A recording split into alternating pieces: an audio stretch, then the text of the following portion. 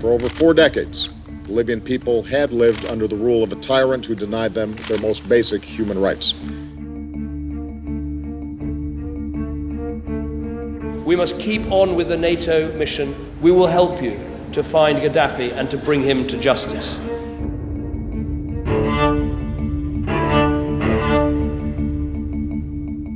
Notre position est claire. M. Kadhafi doit partir.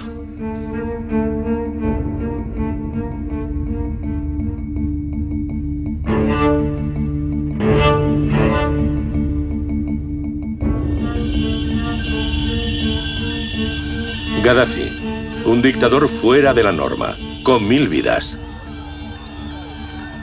Durante mucho tiempo padrino del terrorismo internacional, enemigo declarado de Occidente. Después, durante su última década, auténtico aliado en aras de la lucha antiterrorista, del petróleo y de la Realpolitik. Finalmente, combatido, perseguido, acorralado. Estos son los entresijos secretos del último enfrentamiento entre Gaddafi y Occidente. Gaddafi, vivo o muerto.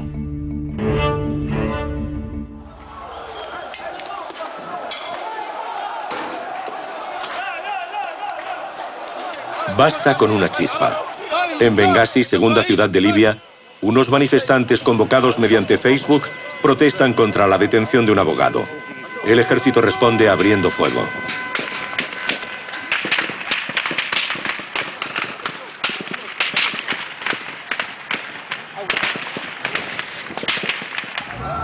La protesta se convierte en un levantamiento cuando al día siguiente toman el cuartel de la ciudad y su depósito de armas. Bengasi y su región caen en sus manos. El movimiento se extiende por todo el país, hasta Trípoli, donde se manifiestan 50.000 personas. El día acaba con 60 muertos. Ante la brutalidad de la represión, la insurrección, hasta entonces desorganizada, toma rápidamente la forma de un golpe. Altos cargos del régimen se pasan al campo de la oposición a Gaddafi. Ministros claves, como el de Justicia y el de Interior, generales, altos funcionarios, se reúnen con personas importantes y oponentes del exterior y eligen una bandera, la de la independencia libia. Es una revolución. En menos de una semana, el guía libio ha perdido el control de la mitad de su país.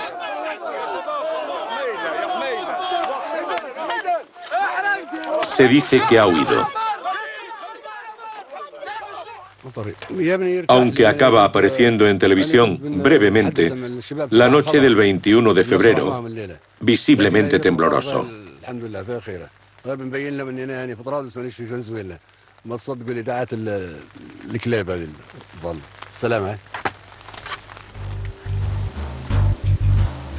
En plena noche, su hijo y presunto sucesor, Saif al-Islam, se dirige a los estudios de la televisión estatal. El hombre que encarnaba la cara moderada del régimen muestra un rostro totalmente diferente a los libios y al mundo. القائد معمر قذافي هنا يقود المعركة في طرابلس. ستسيل دماء، أنهر من الدماء في كل مدن ليبيا. وأنتم ستهاجروا من ليبيا لأنكم هذه بلاد البترول سيتوقف ومش هيتم. الشركات الأجنبية بكرة ستغادر ليبيا والأجانب هيغادروا ليبيا. الله ومعمر وليبيا وبس. الله ومعمر وليبيا وبس. Las amenazas del hijo de Gaddafi no iban dirigidas solo a los insurgentes.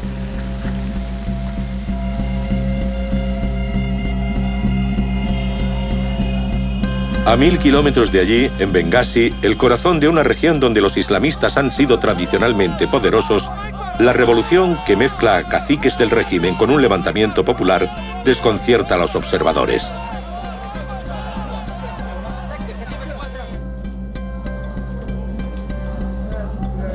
El antiguo protegido de Saif al-Islam en el gobierno y encargado de las reformas económicas, Mahmoud Jibril, se convierte en el jefe político de los rebeldes. Ese discurso iba dirigido ante todo a los occidentales, para asustarles. para hacerles entender que si no apoyaban al régimen, se originaría una especie de guerra civil en Libia. El país se dividiría, el petróleo podría arder, habría oleadas de inmigración ilegal hacia Europa. El mensaje era muy claro para impedir que Occidente apoyara a la revolución. Recuerdo que tuve la idea de crear el Consejo Nacional de Transición después de ese discurso. Y en cuanto tuvimos esa herramienta en las manos, empezamos a tener cierta cobertura, un medio por el que hablar al mundo, en especial a Occidente. Todos teníamos preguntas muy serias sobre lo que estaba pasando. Al principio no lo sabíamos. La secretaria de Estado me pidió que contactara con la oposición libia y volví sintiendo que aquello era realmente una rebelión con una base nacional. Yo no sabía quiénes eran los protagonistas. No sabía, por ejemplo, hasta qué punto estaban implicados los islamistas, porque en aquel momento Gaddafi ya había empezado a decir que se trataba de una rebelión de Al-Qaeda, pero estaba claro que era un levantamiento popular.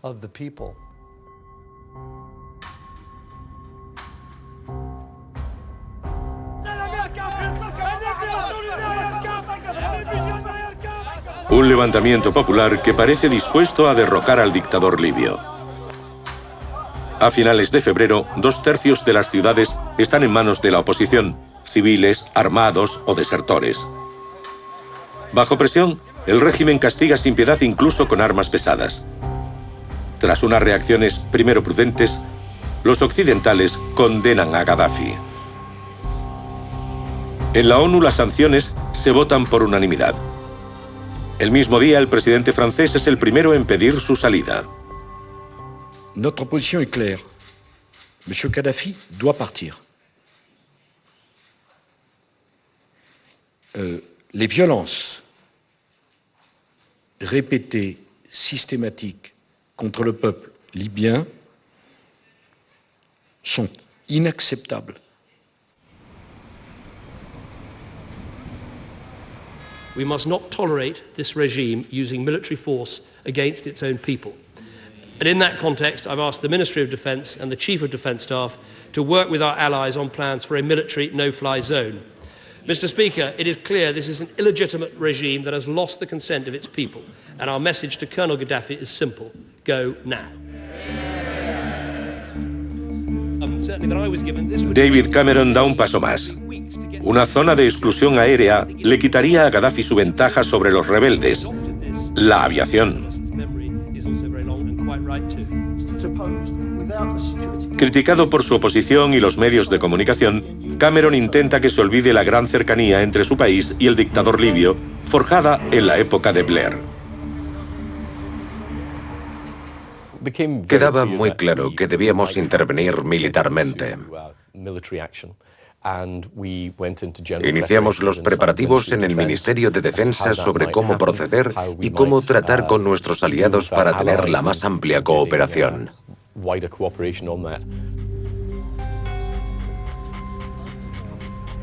¿Qué hará Gaddafi atrincherado en Trípoli? Esa es la pregunta que se plantean todas las cancillerías. Por primera vez, desde el inicio de la crisis, concede una entrevista a un medio de comunicación extranjero.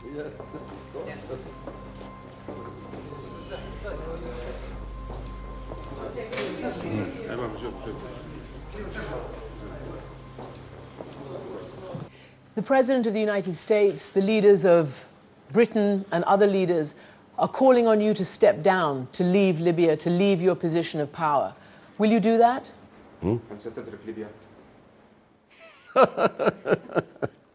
في واحد يترك بلاده ليش نتركها؟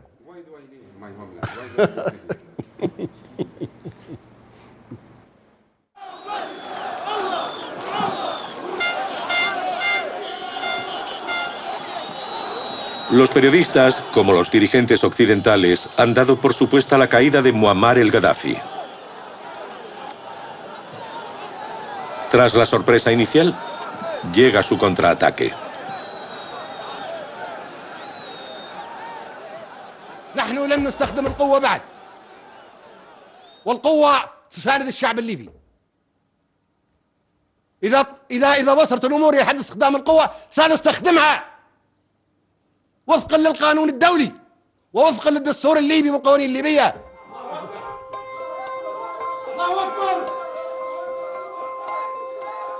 Gaddafi despliega brigadas especiales absolutamente fieles, con miles de hombres reclutados en tribus aliadas, muy bien equipados.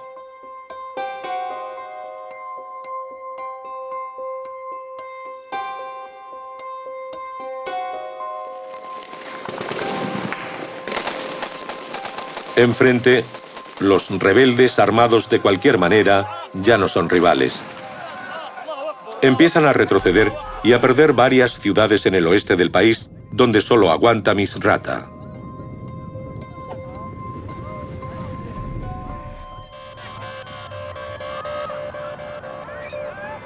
El pulso contra Gaddafi pasa por Washington.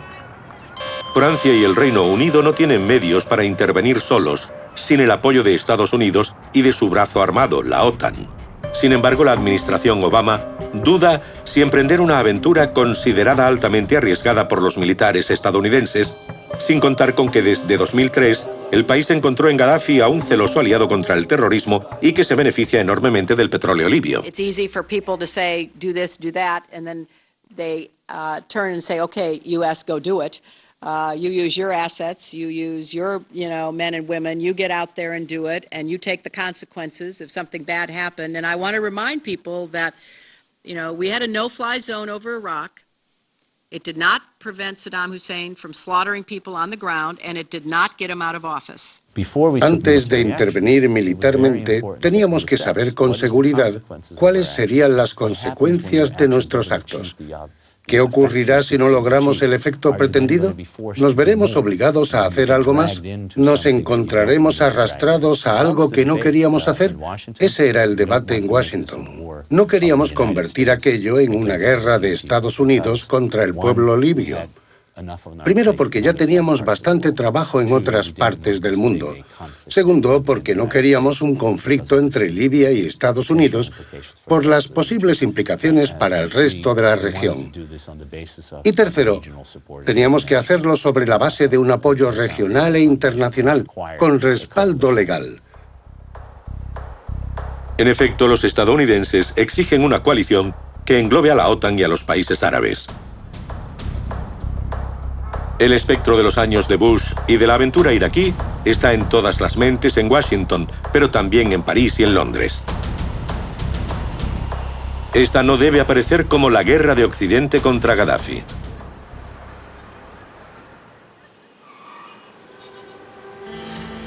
La carrera diplomática contra el reloj prosigue en El Cairo, donde se reúne la Liga Árabe.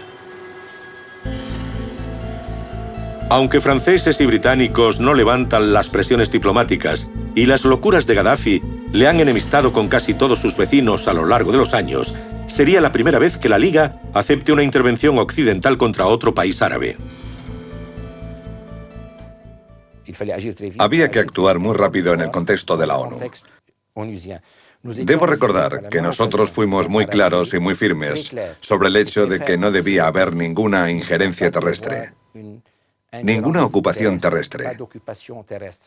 Ninguna fuerza terrestre debía entrar en el territorio nacional libio. Creo que fue Qatar quien convenció a la Liga Árabe. Ellos hicieron todo lo posible e imaginable para apoyar al pueblo libio y a la revolución. Yo mismo estuve alojado en Qatar. Fueron muy acogedores y nos ofrecieron mucho apoyo. Fueron formidables. Entre bastidores, este riquísimo estado del Golfo, propietario de la cadena Al Jazeera, pone toda su influencia en la balanza. Desde el inicio de las primaveras árabes, esta monarquía hereditaria juega la carta de las revoluciones contra los regímenes en el poder. Es el medio de este pequeño estado para tener peso en el mundo árabe. El emir de Qatar también es, desde hace varios años, un sólido aliado de Francia. El papel de Qatar fue muy importante. Cada vez que nos vemos, el presidente lo menciona. Los franceses tienen un gran amigo en la persona del emir de Qatar.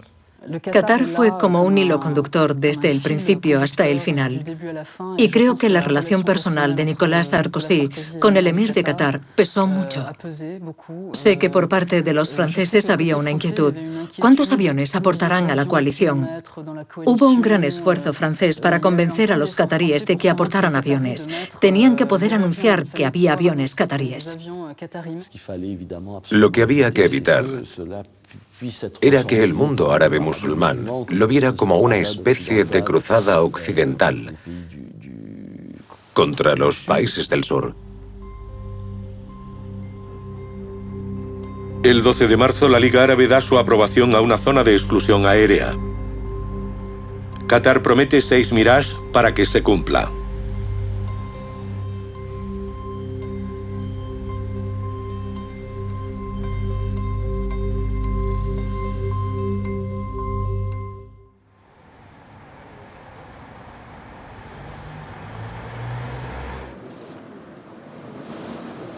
Gracias al apoyo de la Liga Árabe, Francia gana puntos ante Hillary Clinton, que de repente se muestra más sensible a la postura francesa. Pero sigue contando con la hostilidad del Pentágono y de una parte de la Casa Blanca a una intervención. Esa noche a las 11, la secretaria de Estado se dirige a un hotel parisino.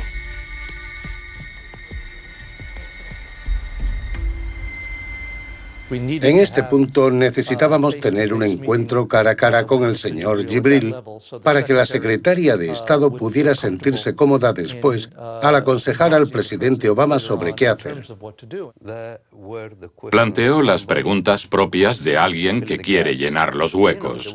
Ya saben que a Occidente en general y a Estados Unidos en particular le preocupa todo lo relacionado con el extremismo musulmán, entre comillas. A veces se le llama terrorismo, otras extremismo, pero es una preocupación. Que sea real o no ya es otra cuestión. Así pues, creo que uno de los objetivos de sus preguntas era: ¿son auténticos, verdaderos demócratas? Creo que fue una reunión muy decisiva. Ella salió de allí con una idea más clara de quién era el señor Jibril, quién era la oposición. Al día siguiente de ese encuentro, el 15 de marzo, las fuerzas de Gaddafi recuperan Aghdabiyya, a 80 kilómetros al sur de Bengasi.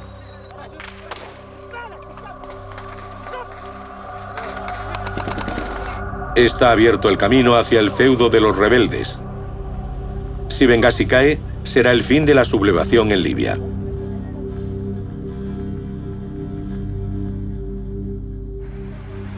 Queriendo pillar desprevenida a la comunidad internacional, Gaddafi lanza sus carros. Y con tanta confianza que amenaza abiertamente.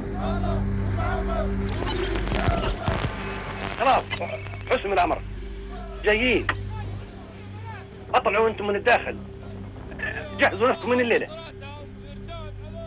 الدواره في الزنادقه وفي الخونات بس لا رحمه ولا شفقه معاهم بكره نديروا فيهم مدار قدام العالم.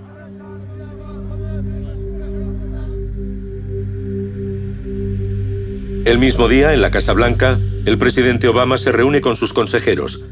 Frente a los militares, Hillary Clinton defiende una intervención.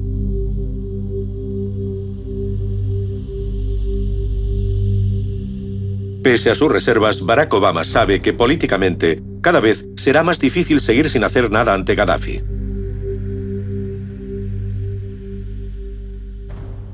En ese preciso momento, cuando el debate seguía vivo, sin llegar a una decisión, Gaddafi nos obligó con sus amenazas de atacar Bengasi. Eso fue decisivo. El debate ya no era si interesaba a Estados Unidos, sino que nos dimos cuenta de que nos enfrentábamos a una posible crisis de la población, una catástrofe inminente. No creo que tuviéramos otra opción en ese momento. Y finalmente, debido a esas amenazas, el presidente decidió que debíamos actuar.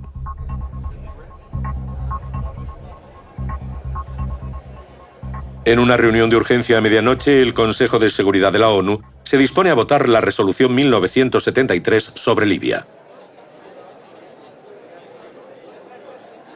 En el último momento, Rusia y China renuncian a su derecho de veto.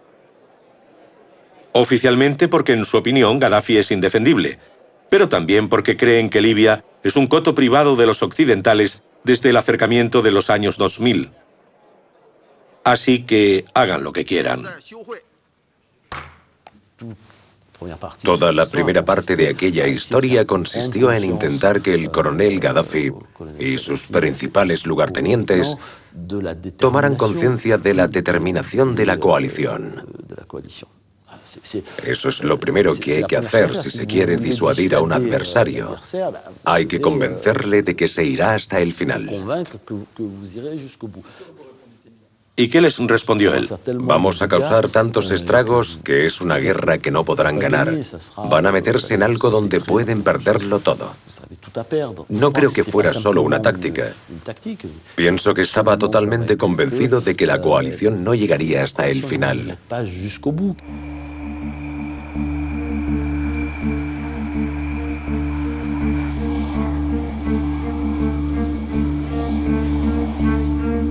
Base francesa de Saint-Dizier en Alto Marne. A primera hora de la tarde, 2 pilotos de cazabombarderos se preparan para despegar.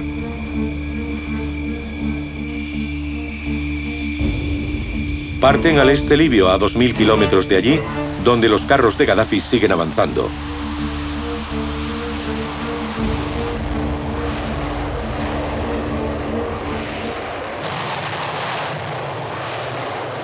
Durante los días posteriores, un diluvio de fuego cae sobre los centros de mando, las baterías antimisiles o las bases militares.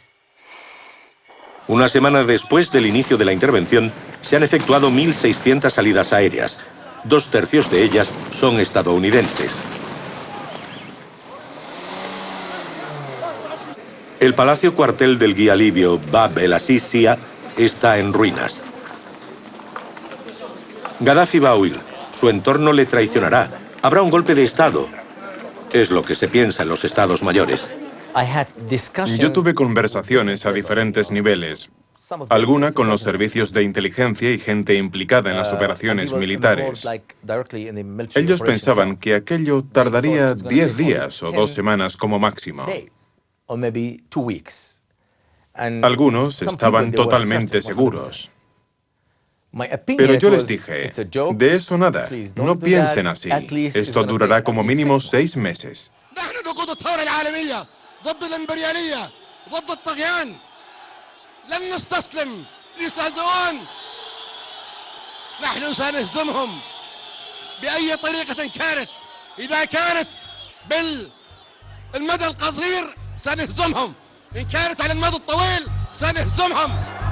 Gaddafi no se doblega.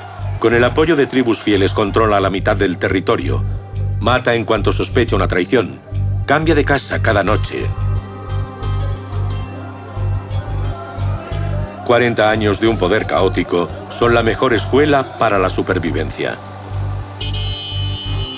Los estrategas esperaban que el apoyo aéreo diera un impulso decisivo a los combatientes rebeldes para avanzar hacia Trípoli.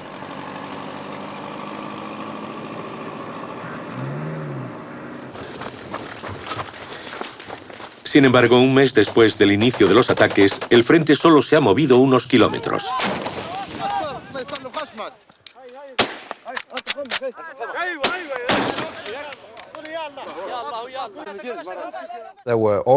También había límites a lo que podíamos hacer con la operación Protector Unificado, porque nosotros actuábamos desde el aire y el mar y dependían mucho del avance que pudieran hacer sobre el terreno los combatientes del Consejo Nacional de Transición. Lo que me dejó perplejo fue la capacidad efectiva de los oponentes agrupados en torno al CNT. Y no solo ahí, pues aún no había nada establecido en aquel momento de convertirse de la noche a la mañana en militares. Bueno, no de la noche a la mañana, pero sí rápidamente. Debo reconocer que en los primeros días vimos a gente valiente, con decisión. pero con una organización y una logística muy limitada. De hecho, el primer avión que se derribó fue un avión del CNT, por fuerzas del CNT. Cuando participamos en la primera reunión ministerial, el 14 de abril en Berlín, volvimos a Washington y dijimos, bien, los ministros de Asuntos Exteriores se están reuniendo, pero ¿no sería interesante decidir qué es lo que estamos haciendo? ¿Cuál es nuestro primer objetivo? Y nuestra idea, y también la de la comunidad internacional, era que aquello acabaría con un alto el fuego supervisado por la ONU y no con una derrota militar de Gaddafi.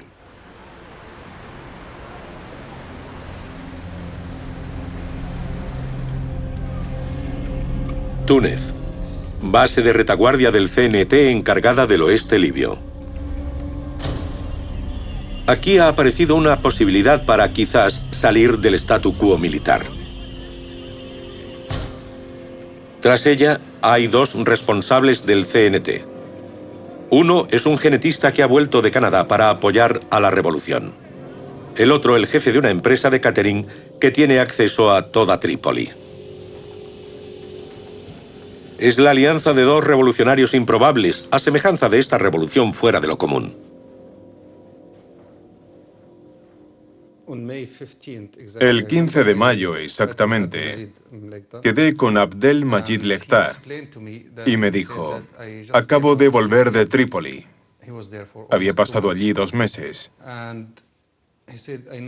Tengo muchísima información sobre las fuerzas de seguridad, cómo trabajan, y he organizado con algunos colegas una red con la que pensamos que podremos tomar Trípoli. Trípoli era el último bastión de Gaddafi. Si Trípoli caía, todo el sistema se desplomaría. Reunimos toda la información. El número de agentes, los coches, las bases, todo. Lo marcamos en Google Maps, lo metimos todo en una llave USB y nos fuimos. Volamos a Doha, donde íbamos a encontrarnos con el señor Mahmoud Jibril. Quedamos al día siguiente y le explicamos el plan. Los libios resumieron su plan en un sencillo PowerPoint. El documento preveía el levantamiento de las células dormidas en la ciudad simultáneamente a unos ataques aéreos sobre 300 objetivos identificados por los dos hombres. Así como un ataque desde las montañas de Nafusa, situadas a 150 kilómetros al sur de Trípoli y controladas en parte por la rebelión. Sencillo, pero imposible sin la ayuda de Occidente. 2 días después, los dos libios y Mahmoud Jibril se entrevistan con el presidente francés. Nos escuchó atentamente y después nos puso en contacto con su jefe de los servicios de inteligencia. Era la primera vez que estaba con tan altos cargos para explicarles lo que queríamos hacer. Fue una experiencia increíble, porque nosotros no teníamos ninguna experiencia, ninguna preparación en inteligencia, y allí estábamos ante aquellos generales intentando explicarles un plan muy sencillo. Hicimos una presentación y le mostramos el plan en un videoproyector. Todo el equipo escuchaba muy atentamente. Estuvimos allí 7 horas. Y nos hicieron preguntas sobre todos los detalles, punto por punto. Después hablamos de lo que necesitábamos para poder ejecutar el plan. Tuvimos otro encuentro con el presidente después de la reunión con los militares y él aceptó. En el Elíseo, las autoridades fueron muy explícitas. Dijeron, es evidente que no podemos seguir así eternamente. Gaddafi es muy fuerte. La OTAN lo ha intentado, pero no se ha movido nada. Tenemos que hacer algo. Creo que eso jugó a nuestro favor porque llegamos con aquel plan y ellos dijeron, vale, por lo menos ahora tenemos algo con lo que trabajar. Es difícil evaluar totalmente las posibilidades de éxito, ya que estábamos obligados a confiar en sus informaciones, sobre todo en el entramado de Trípoli. Aunque nosotros también teníamos informaciones, no eran tan fiables ni tan precisas. Pero sí confiábamos en las suyas. Su plan parecía de lo más serio. Othman y su compañero viajarán 5 veces más a París para dar los últimos toques a ese insólito plan en el que residen las esperanzas occidentales. Son necesarias largas semanas de preparación. A partir de finales de mayo, los franceses efectúan entregas clandestinas de armas en las montañas de Nafusa, piedra angular de la operación. También envían a medios de comunicación a las células dormidas de la capital. Pero nada sería posible sin un aliado valioso. En primer lugar se dijo, Qatar financia la rebelión. Después llegaron las entregas de armas. El plan era que los franceses transferían sus armas a Qatar y Qatar las transportaba hasta la rebelión libia. Para Francia era un juego de remuneración, pues esas armas implicarían ingresos libios sacados del petróleo. Era una especie de esquema triangular.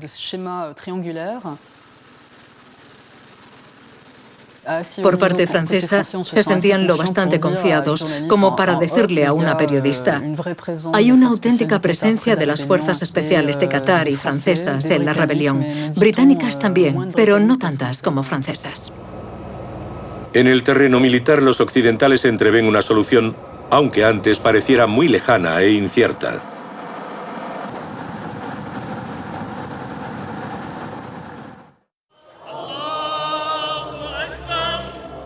Lo que más preocupa no es la guerra, sino el futuro de Libia después de Gaddafi.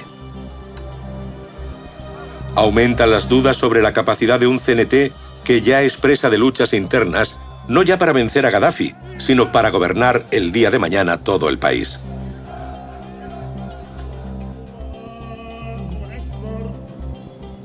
Motivo de inquietud es que ciertas fuerzas combatientes incontroladas ganan importancia. Primero los islamistas radicales, minoritarios pero muy presentes. Acosados en otra época por Gaddafi y los servicios occidentales, estos yihadistas se curtieron en Afganistán o en Irak. Ironías de la historia, ahora se encuentran en el mismo bando que ese occidente contra el que luchaban. Una realidad que nadie conoce mejor que el antiguo jefe de los radicales libios, convertido en informador de los servicios de inteligencia de la coalición.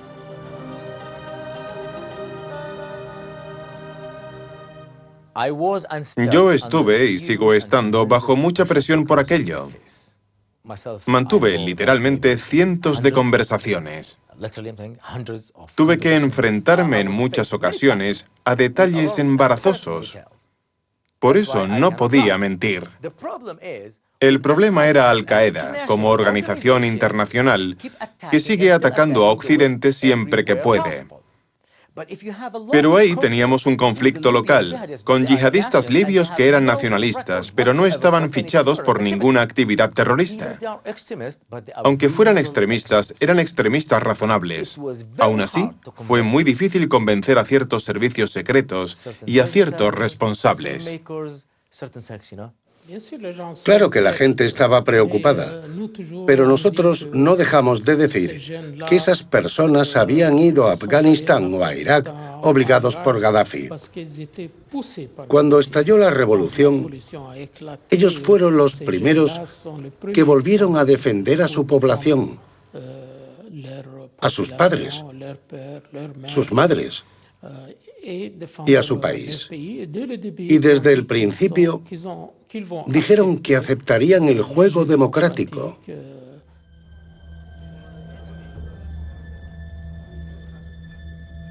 Un hombre simboliza la desconcertante situación libia. Abdelhakim Belhaj, combatiente islamista en Libia, después se unió a los talibanes en Afganistán, aliado de Al-Qaeda. Detenido en Asia en 2004 por la CIA, fue entregado al régimen de Gaddafi y pasó 7 años en prisión. Ahora se encuentra a la cabeza de una importante facción en las montañas de Nafusa, determinante para tomar Trípoli.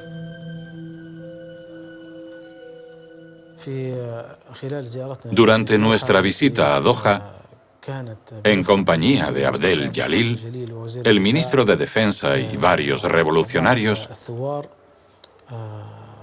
tuve la ocasión de conocer a los jefes militares de los países de la OTAN.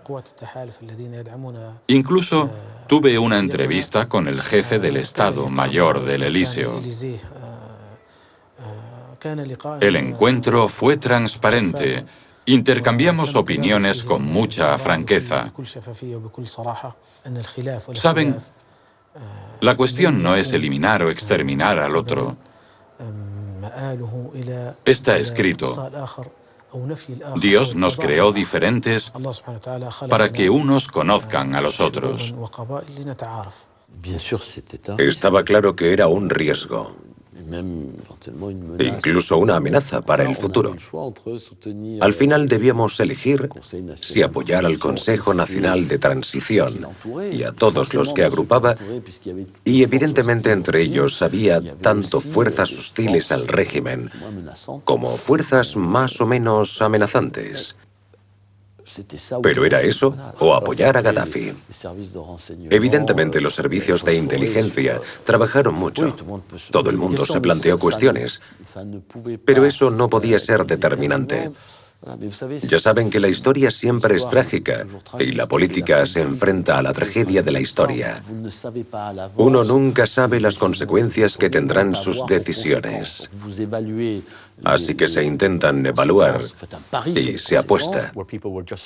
¿Esa gente estaba luchando solo por el control de su país?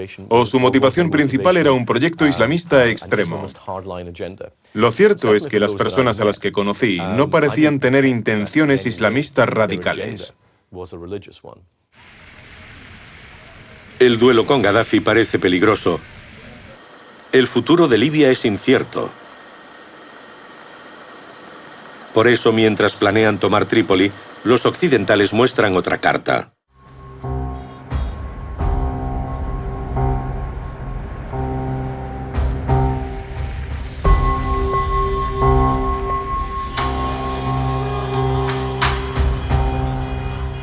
Aunque ya llevan 3 meses de bombardeos diarios, Muammar el-Gaddafi sigue manteniendo su capital y gran parte del país.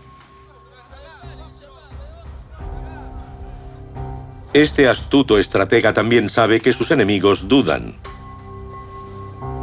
Y elige ese momento para aparecer junto a un antiguo amigo ruso, el presidente de la federación de un deporte al que es aficionado, el ajedrez.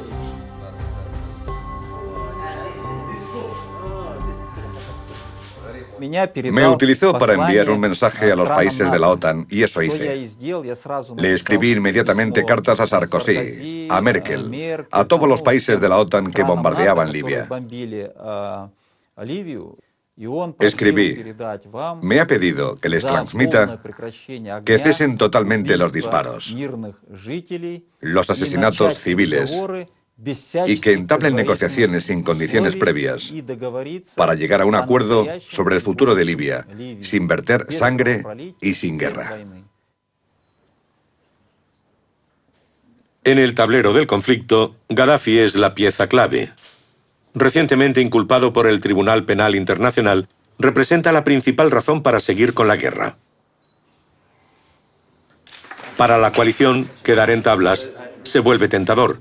Su retirada sería la solución ideal, la menos arriesgada. En este país, partido en dos, abriría el camino a un compromiso político entre el Consejo Nacional de Transición de Bengasi y una parte del régimen de Trípoli.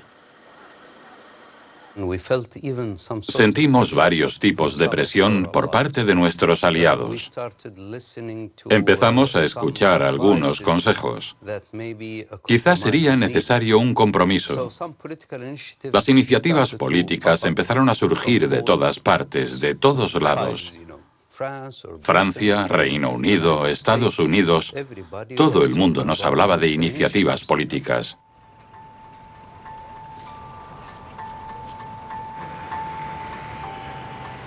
Como Francia es la punta de lanza de la guerra, la partida se juega primero en París.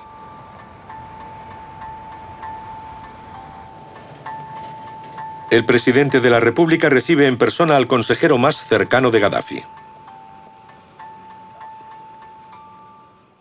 A Bashir Saleh le conocíamos. Era el director del gabinete francófono.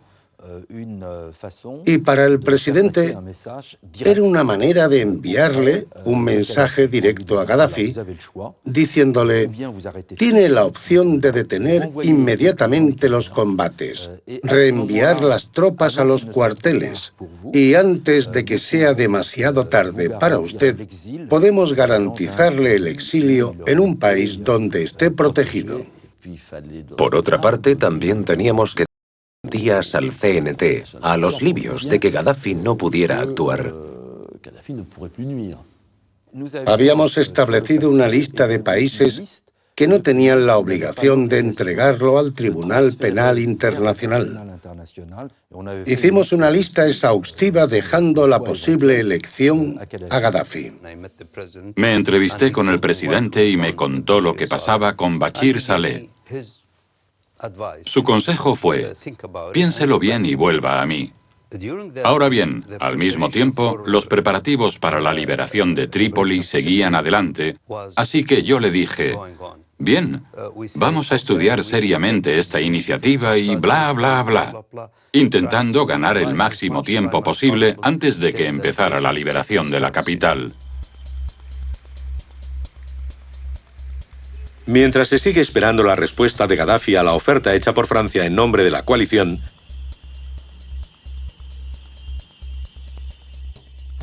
entra en escena un nuevo actor, el primer ministro Mahmoudi Baghdadi, número 2 del régimen. Envía un mensaje por distintos canales.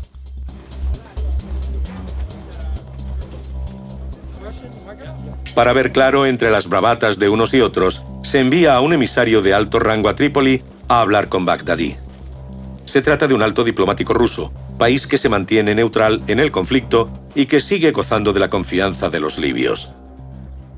Ese paso se decidió un poco antes, al margen de la cumbre del G8 en Deauville.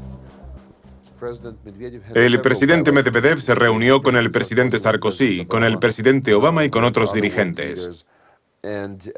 Al final del día, después de esas reuniones, me llamó y me dijo: nos están pidiendo que nos impliquemos. Tienes que ir. Así fue. Era esencial que el emisario de Medvedev transmitiera ese mensaje, si era posible, directamente a Gaddafi para añadir su fuerza de convicción a la de Nicolás Sarkozy. Así que al final del día, hablé con el primer ministro Mahmoudi Baghdadi. Me pareció, no sé, bastante equilibrado. Sí. No estaba nervioso, no gritaba. Me habló como si todo fuera normal, como si todo estuviera bajo control.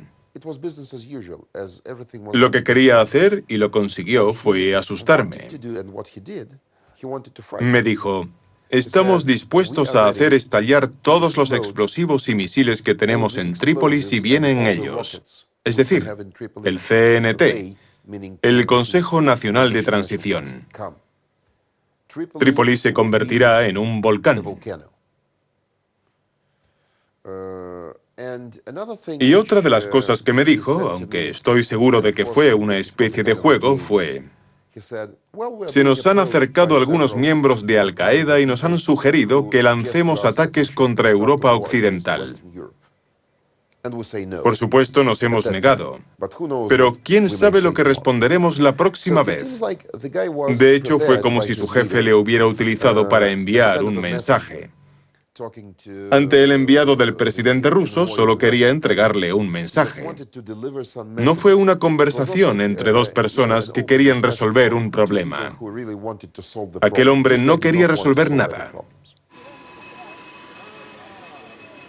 Los occidentales se rinden ante la evidencia. Gaddafi es quien manda en Trípoli y piensa seguir así. Pese a todo, las iniciativas políticas siguen durante un tiempo. Gaddafi las rechazaba todas. Él no pensó ni por un momento, volviendo a esa obcecación, en tener que negociar su rendición, pues pensaba que de todas formas nadie llegaría hasta el final y que él seguiría siendo poderoso, aunque su situación ya era frágil. Mantuvimos las líneas abiertas. Yo tuve varias conversaciones con los responsables del régimen de Gaddafi. Era siempre igual. Por favor, lleguemos a un acuerdo. Pero al final nadie, ninguno de ellos, podía asegurarnos que Gaddafi estuviera dispuesto a retirarse o que cualquier grupo de su círculo más cercano fuera a decirle: tiene que retirarse, ya, por el bien del país.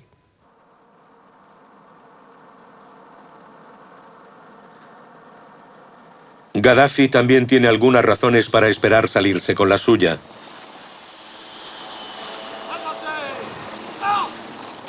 El mes del Ramadán está ahí, después llegará septiembre y la crisis económica monopolizará las energías.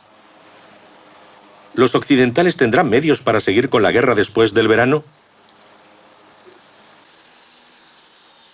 De acuerdo con sus aliados de la coalición, los franceses dan luz verde al CNT para activar el plan de la toma de Trípoli. Yo deseaba que aquella operación saliera bien.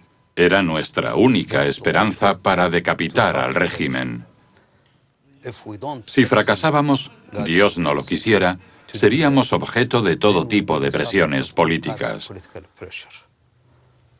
Yo mismo estaba dispuesto a dimitir si la operación fallaba. Desde las montañas de Nafusa y desde la ciudad de Misrata, los rebeldes marchan sobre Trípoli. Cuando estallan los primeros combates, Gaddafi sigue aún en su capital.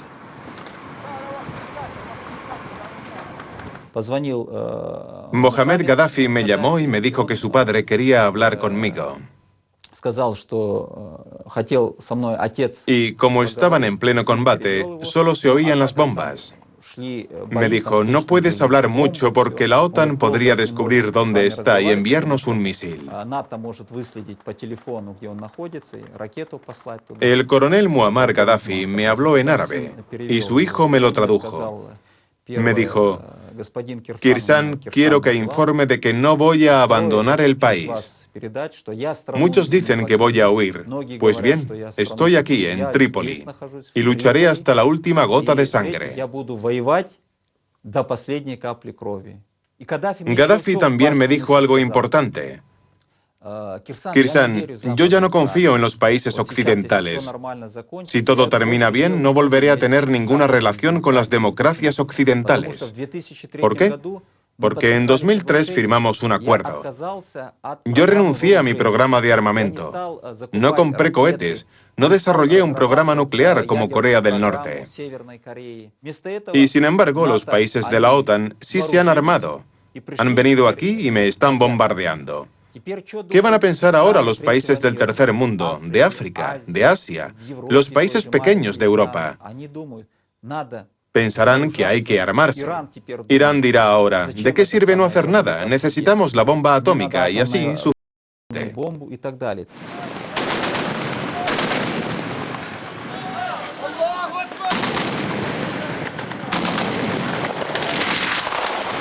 El 24 de agosto, tras duros combates, cae el palacio de Gaddafi y su laberinto de fortificaciones.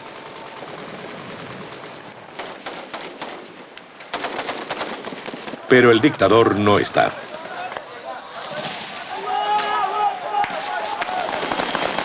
Trípoli está en manos del CNT, pero también de decenas de grupos armados de toda Libia.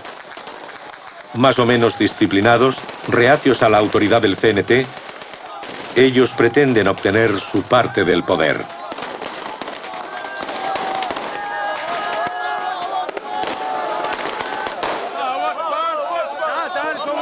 Hay hasta un invitado imprevisto.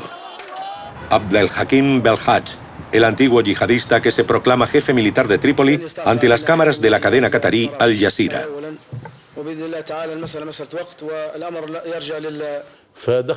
Cuando entraron en Trípoli y vimos que iban acompañados por la cadena Al Jazeera, enseguida sentimos que había un complot. Nuestras fuerzas nos habían dicho que no había ningún acuerdo. Estaban mejor armados, mejor financiados, totalmente apoyados por los medios de comunicación, como si todo estuviera preparado desde hacía mucho.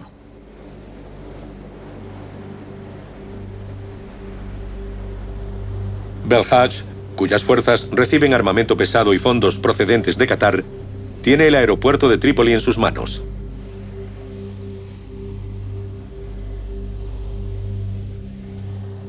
Para tener peso en la nueva Libia, el Emirato ha decidido apoyarse en los islamistas, con los que tiene afinidad ideológica, en gran perjuicio de los occidentales que apoyan a un CNT que se esfuerza por asentar su poder en Trípoli.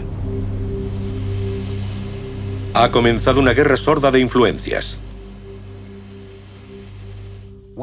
Nosotros sentimos que Qatar se inclinó a favor de ciertas facciones políticas. No creo que nuestros aliados occidentales lo esperaran. De lo contrario, nos habría advertido. O eso creo. En todo caso, nosotros no lo esperábamos. La cuestión de Belhaj y los islamistas es un tema en el que tendremos que trabajar cuando llegue el momento. ¿Cree que nuestros aliados cataríes se apoyaron al final en esa esfera de influencia? ¿Les disgustó? No hay ningún problema entre Francia y Qatar.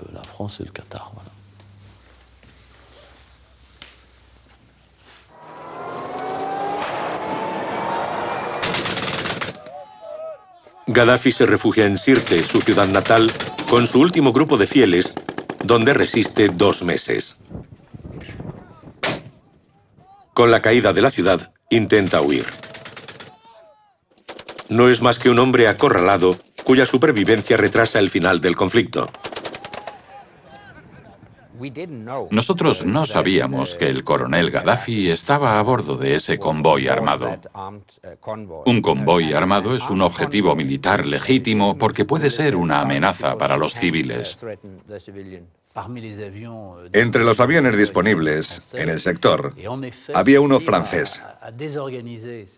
Y efectivamente, ese disparo desorganizó a los fugitivos que empezaron a correr en plan «sálvese quien pueda». Y en medio de ese «sálvese quien pueda», se encontró a Gaddafi en las condiciones que ya sabemos, con un final similar al carácter trágico que le dio a su vida y que él mismo había elegido.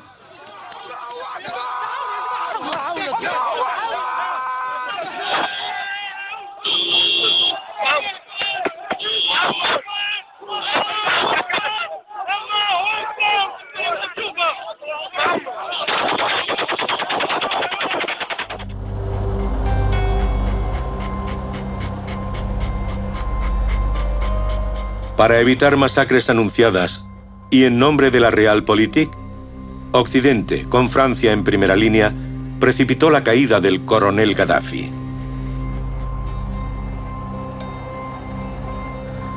Unas veces su mejor amigo y otras su peor enemigo.